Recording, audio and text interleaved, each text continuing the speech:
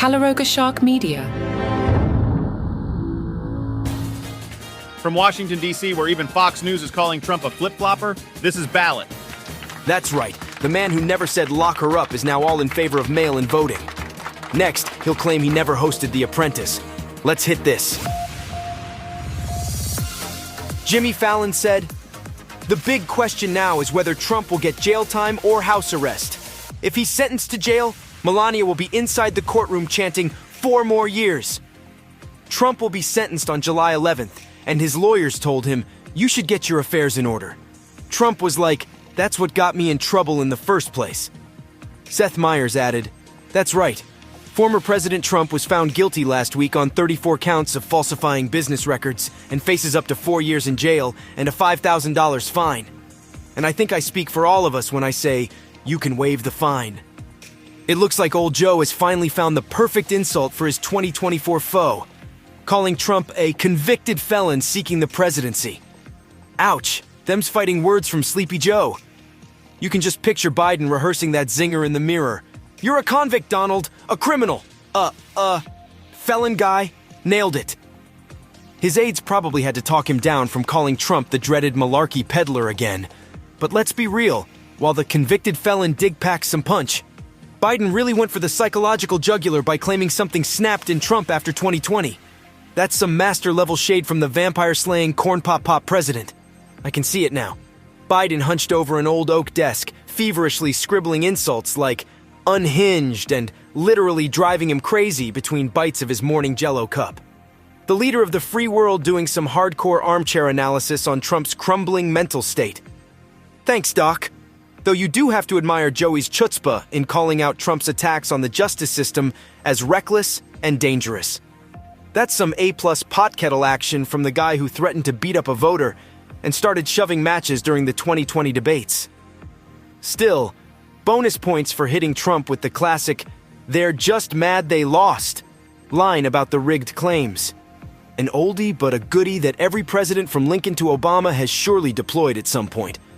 At this rate, I fully expect Biden's next event to feature sobriquets like, "the former guy done lost his marbles," and "Trumpty Dumpty Boo Friggity Boo." The insult comic tour is just getting warmed up, folks. I'm kinda mad I had missed this one. Look who decided to take a break from his legal woes and play ringside VIP at UFC 302. None other than the newly convicted felon himself, Donald J. Trump. 2 days after that bombshell guilty verdict in the hush money case, there was the former president living his best life courtside with Dana White and the UFC boys. Because when you're an alleged criminal mastermind fresh off 34 felony counts, what better way to celebrate than by chumming it up with muscle-bound punchers? I can just picture it. Trump rolling up to the Prudential Center, flanked by security goons, smirking away as the crowd rains down a smattering of ironic cheers. Gotta imagine at least a few anti-Trump protesters were in that mix, getting their chants drowned out by bloodlust. Then it was Donnie Two Scoops, making his royal procession past the riffraff, shaking hands with D-list comedians nobody's heard of, giving his best pained rictus grin to the little peoples as he makes his way to the VIP section. Living the dream. But the cringiest part? Having to bear hug it out with his old pal Dana White, who I'm sure tried valiantly not to get any of that convicted felon stank on his affliction tee. Or watch Trumpty Dumpty warmly greeting commentators before they spend the next 4 hours glorifying brain injuries. It's all so on brand. And of course, the desperate suck-up routine from fighters jumping at the chance to shill out to the disgraced ex-president mid-event. You're the man. What they're doing is a travesty. Let me donate to your legal fund that's inevitably just going to your personal coffers. Gotta respect the hustle, if not the morals. Man, you know Trump is a flip-flopper when even Fox News is calling you a flip-flopper.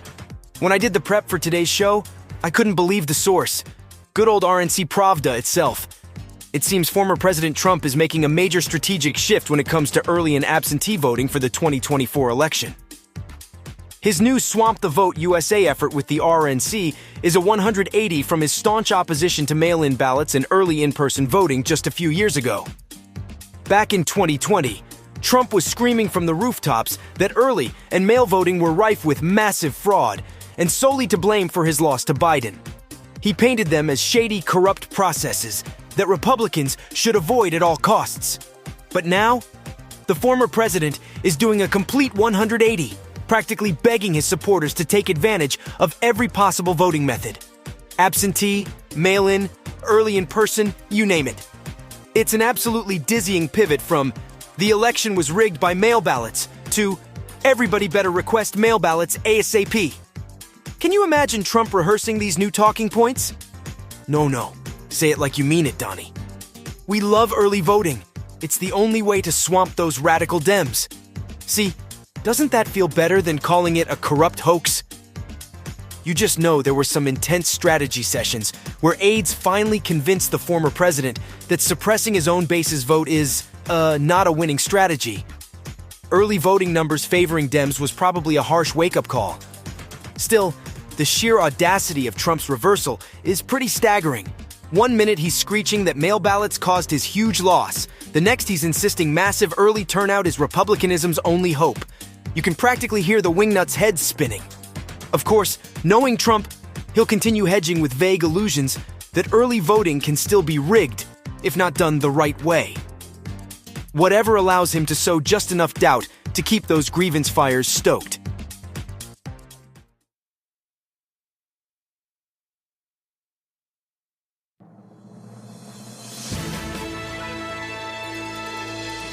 Yikes!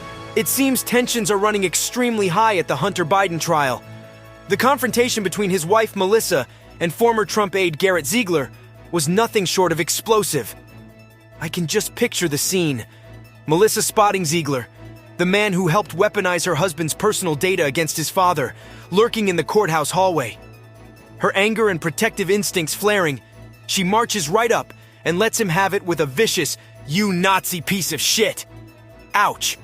Throwing around the N-word, any N-word, is never a good look, even directed at someone who arguably enabled an unethical political hit job. Still, you can't help but empathize with Melissa's raw emotion in that moment.